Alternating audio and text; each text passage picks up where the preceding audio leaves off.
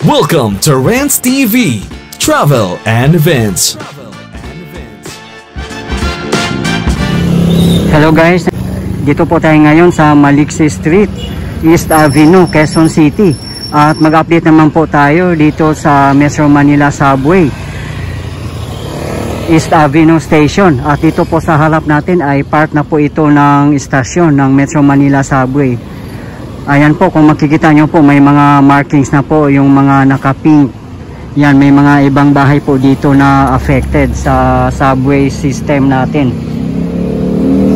Please samahan nyo po akong mag-update today, February 23, 2025. Ito po yung kahabaan ng V Luna. At dito naman po ang Maliksi Street.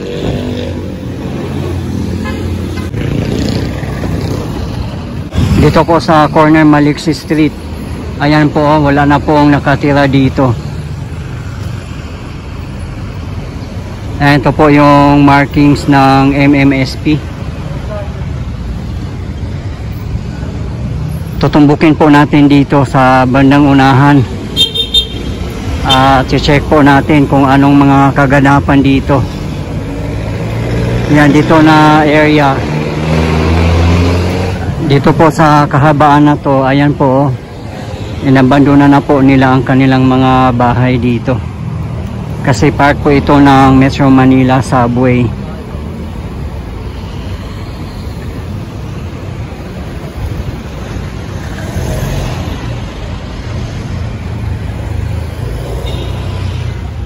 Dito na po tayo sa corner V Luna Road and Mabili Street.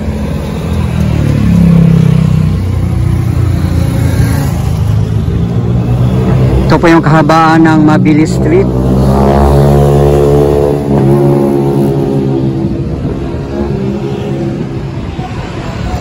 Ayan po, nasimula na nga pong i-demolish yung mga structures dito. As you can see.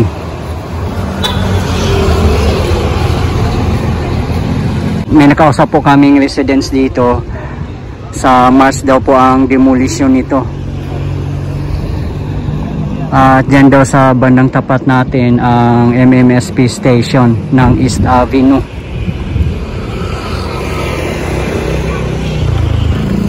Sa mga hindi po nakakaalam, ang Metro Manila Subway ay 33 kilometers po ito at magkakaroon din po ng 17 stations.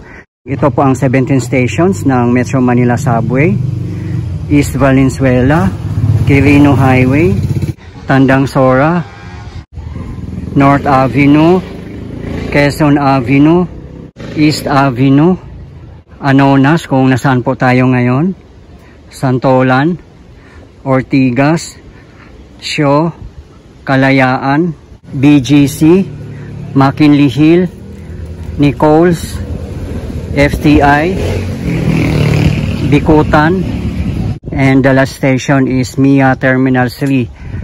Expected po mag-ooperate ang Metro Manila Subway by year 2029 at napakalaking tulong po at ginhawa sa ating mga commuters at mga motorist kung ito po ay mag-ooperate na para maibsan naman po ang traffic sa Kalakhang, Maynila. Talagang hindi na po mapipigilan ang pag-usad ng ating bansa. Diba guys, napakasarap sa pakiramdam at napakaganda tingnan na meron po tayong makikitang pagbabago sa ating bansa. Lalong-lalo na po sa larangan ng transportasyon. At lalo pa, yung project na to ay the first ever subway system ng ating bansa. Kaya nakaka-excite. At sana nga po patuloy po tayong sumuporta sa ating pamahalaan, lalong-lalo na po sa mga namumuno para patuloy po tayong uusad. Nang sa ganun po, hindi po tayo mapag-iwanan ng ibang mga bansa. Kaya go go go lang po. Doon po tayo galing kanina sa Maliksi Street, tapos dumaan na tayo sa Mabili Street, at dito naman po tayo sa Mapang-Akit Street. Grabe, kakaiba yung mga street dito guys.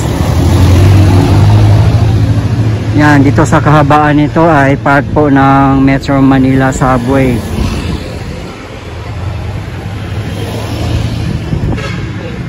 Dito po tayo sa corner V Luna Road and Mapang-Akit Street.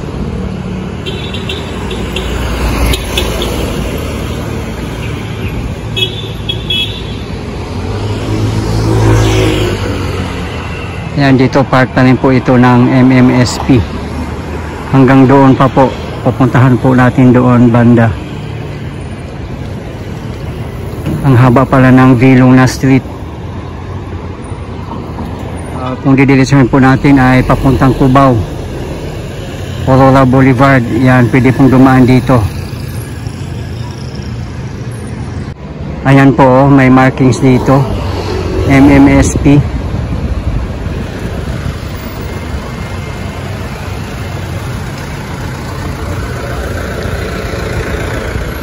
Dito naman na area ay nakabakod na.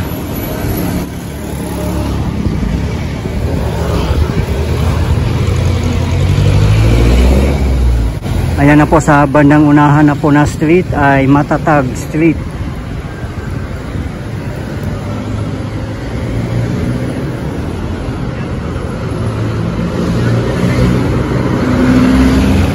Meron ding petrol station dito sa corner. Dito pa rin po tayo sa kahabaan ng Viluna. At ito yung kahabaan ng Matatag Street.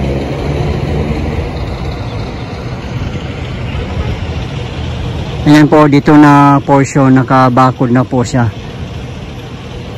So sa March pa nga po daw magsisimula ang demolition dito.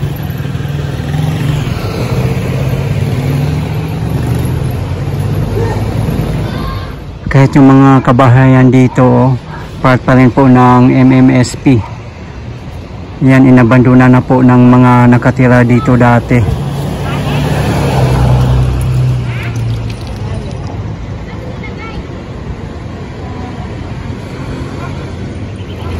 Business as usual pa rin ang petrol station dito.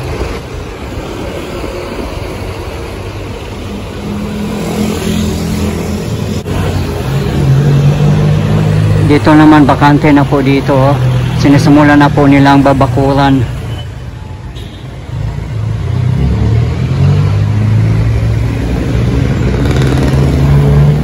Grabe, tad-tad ng bandal. Hindi naman natin mabasa yan kung ano yan at kung anong ibig sabihin yan. Yan o, kahit sa taas, tad-tad ng bandal.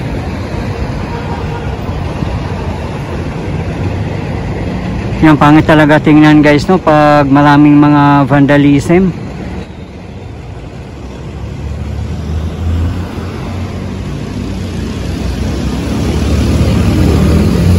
Dito pa rin po tayo sa Viluna Road, corner Malacca Street.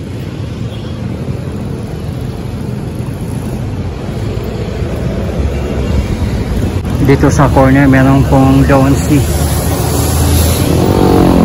Ito po yung kahabaan ng Malacca Street.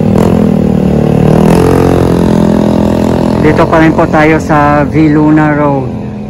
Ayan, dito part po ng MMSP. Dito naman sa corner ay bakante po. May punong mangga lang siya at nakabakod rin. Yan, hanggang doon po ang part ng MMSP, yung may nakabakod na white.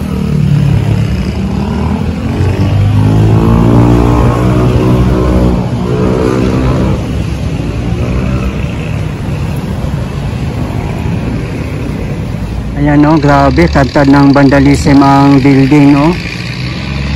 Buti na lang i-demolish na yan. Kasi part po yan ng MMSP. Grabe.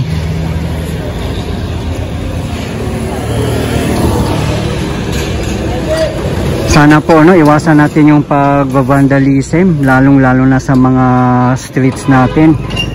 Para naman po malinis tingnan.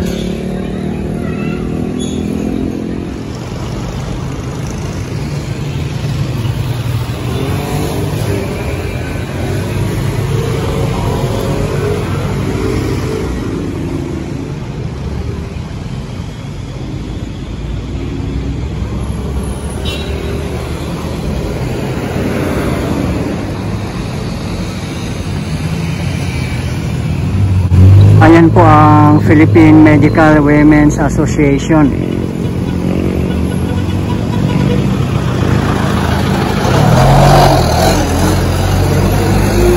Dito na po tayo guys sa East Avenue. At ito naman po ay papuntang Quezon City Circle. Ayun po sa bandang unahan, yan na po ang Electrical Road. Yan naman po ang SSS. Sobrang na-amaze ako dito sa building ng PSA. Sobrang ganda at bagong-bago pa yata ito Para siyang hotel. Grabe, ang ganda. Na-amaze ako sa design niya. Nandito po tayo sa taas ng footbridge at dyan po tayo galing kanina sa kabahan po niya ng V. Luna Road.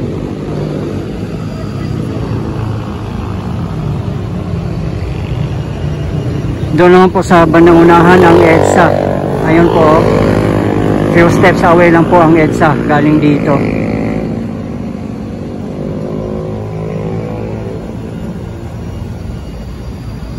Grabe, ang ganda dito. At ito naman pala yung building na to ay Land Registration Authority. Grabe, napansin nyo ba guys? Yung mga spaghetti wires din dito. Panalo. Parang nakakatakot nga din, lalo na pag maglindol. Tapos makikita mo na napakadaming spaghetti wires. Sana po makakaroon ng underground cabling system dito sa ating bansa. Lalong-lalo na po sa mga city proper. Para naman po maganda tingnan at organized.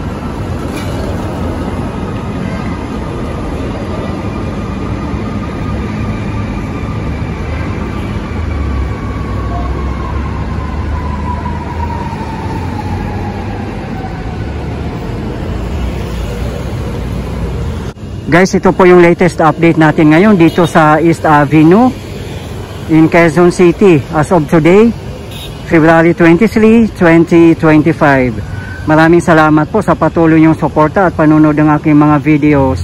I really appreciate po. At hindi po akong magsasawang i-update kayo, lalong-lalo na po sa mga government infrastructures. Mabuhay ang Pilipinas!